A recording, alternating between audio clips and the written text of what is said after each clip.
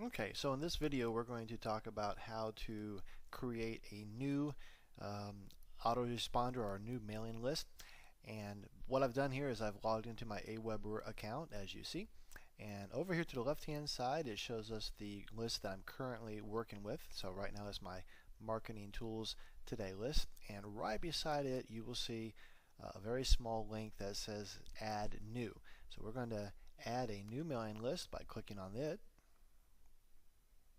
Once I've done that, it will show a list of all of our different mailing lists that we have, including ones I can deactivate, but I don't want to do that right now.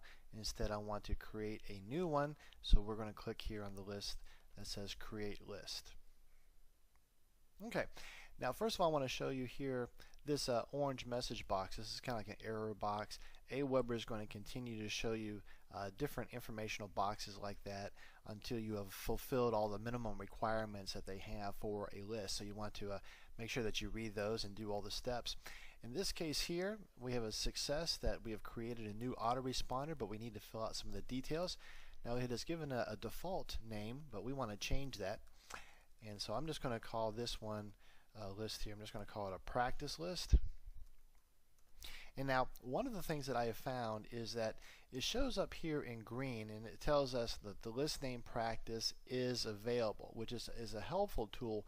I have found that in past experience that this is not always accurate. Many times I have selected a name for a list that said was available, then when I went to save it, it said that it wasn't, that it was already taken. So don't always believe what you see here. So whenever I make up a list, I generally like to add just a couple numbers after it just to make sure that it's going to be unique.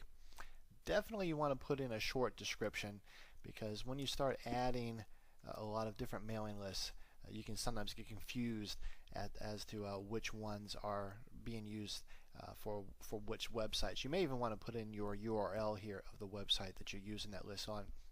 Now these two options here are checked off by default. I always just leave it there. This one here is pretty important though, multiple unsubscribe, because a person can be subscribed to more than just one mailing list of yours. When they go to unsubscribe, if this is checked off, it allows them the option of being able to also unsubscribe from your other mailing lists. I strongly suggest that you leave that checked off, because if you disable it, that could be in violation of the canned spam law, as you see there. This here enables tracking of your HTML message open rates if you use HTML, but I never use that, so we're just going to go ahead and leave it there. Okay, from here now we're going to continue on to the next section, and which is the company branding.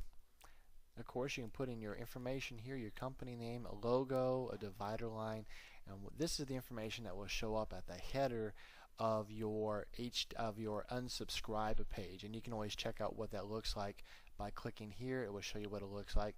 So just for a professional appearance, you probably want to have that filled in there. And then finally, the last section here on creating this, on this particular page of this list, very important, and this is your reply addresses. You have to provide a valid email address to receive from emails and also notification emails. Now you can have one address that will do both, or you can have separate addresses that one does one and then one does the other. Now you'll notice that many marketers will use an email address such as no reply at theirurl.com. Maybe because you're using a help desk or something like that. You know, I personally use there's a particular email address that I always use for my sites, that if I get a reply to that address, I know it came from my mailing list, and so I'm just going to go ahead and put that in there now. And then that's going to be my and my reply address there. So when I send out an email, when I send out a follow-up or a broadcast message, it's going to show that it's from this address. And if somebody clicks reply, then it's going to also reply straight to this address. Now I can also set up an address to receive notifications. Anytime someone subscribes to my mailing list, Aweber will send me a message. I also want to have that. It just gives me a good feeling when my email inbox gets loaded up with subscribe messages. I like that. Now here in the name, this is also going to show up in the person's email address as the name in your from spot. And I really suggest that you do something unique with this. A lot of people just type in their name. Well, I don't think that's effective. I think that just helps your email get lost in the clutter of all the other emails that are out there.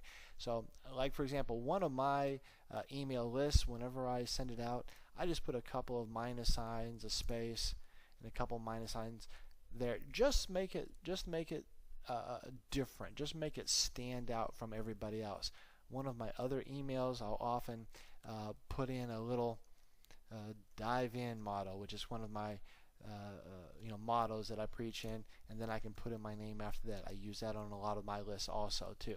So just I suggest here in the name, do something besides your name. Now don't go crazy. Don't go with a whole bunch of ridiculous characters and then your name. But do something to make it nice, make it look professional, and make it stand out. So let me go back to the original one, the one that I normally use. And then of course when we're all finished, we're going to click on save, and once we have saved, we have that list, that mailing list finished, but we have a lot more to do to that, which you'll see in the next video.